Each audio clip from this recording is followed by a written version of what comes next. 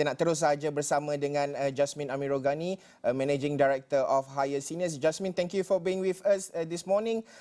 According to DOSM, Malaysian average life expectancy is 75.1 as compared to world's average of 72.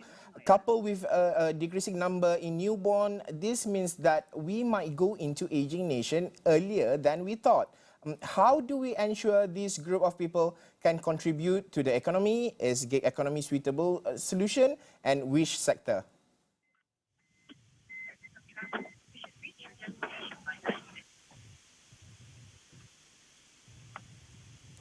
Hello, Jasmin. Hello. Sorry, I was on the move. Sorry. Okay, Jasmin, maybe you can maybe your thoughts on the how do we ensure this group of people can contribute to the economy? Is gig economy suitable solution, and which sector? Okay. Basically, I think there's a lot that they can actually do. Obviously, there's a big gap between the time of the life expectancy as opposed to the time they retire. It will be. My company, Hire.Seniors, we focus on connecting retirees to jobs. So this can be either full-time jobs or part-time jobs or ad hoc jobs. So what we've seen is actually quite a lot of them are very, very keen to work beyond retirement as they get older. A lot of to do with their minds active as well as social, as well as to earn extra income. So there are a lot of options available out there. A lot of it also does depend on companies being open and forward-thinking in terms of wanting to hire older workers. Jadi Jasmin, for employers have to make tough call as they need to retain productivity. Are they ready to retain or even hire older employers, and what preparation should they focus on? Well, I think for employers, first of all, they need to be open towards hiring older workers, and in terms of older workers, I think what's really good. Sorry, Jasmin, we are quite losing you a bit. Sorry. Can you hear me now? Yes. Yes. Yes. Yes. Okay. So I think it's about leveraging the strengths of the old to understand where they have their strengths in terms of experience or their skills. Some of them have very good business networks. So these are things that employers can leverage on. At the same time, employers also need to understand that it's about adapting to the of the person. You can't expect an older person to do a younger business job.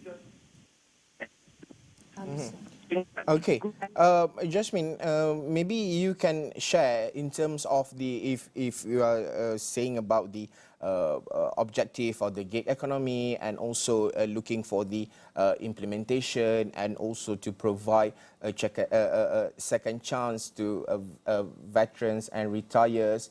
Of course, we need to look into the how government can get involved and. In order to consider encourage these industrial players to help the retirees. Maybe Jasmin, you can share your thoughts on the how government can get involved in terms of to help industrial players and also the employers itself to help the retirees. Sure. I think the government, under the My Step program, they've actually launched this as a short-term employment program to encourage employment. But under Khazanah, they've actually identified that they also want to run this program for older workers or retirees. And Hire.Seniors was actually selected to actually implement that. So that's actually a wonderful program by the government that allows employers to try out hiring older workers at minimal risk to them because for 6 months, that is their salaries are fully funded by the government under the program. So we have seen a lot of success with this in terms of getting employers to try out hiring older workers. And then they end up actually, about 80% of them actually end up getting hired on a longer term basis by the companies. So, programs like this is actually very, very good to encourage employers to get over that misconception that, hiring older workers is not something that is good. So, there's, of course, a lot of other things that can be done in terms of anti-discriminatory practices because a lot of jobs out there, they always put an age limit. You cannot apply if you are above 30 or above 40. So those are all age discrimination. So a lot of areas can be looked at in terms of preventing that as well. All right. Jasmin, actually we have a lot to learn from Japan when it comes to aging population. So what are the best practices that we can learn, not only from Japan, but from all over the world? I think Singapore has a lot of wonderful practices that we can actually learn from, and I'm sure our government has actually looked at it as well. For one, they give out things like grants that encourage employers to redesign their jobs to cater for older workers, and they can just apply for the grant and they get funding for that. Similarly, they have a lot of wage subsidies that also help encourage employers to hire older workers, as well as if they hire them on a flexible or a gig basis, they get subsidies as well. So things like that is actually very, very useful.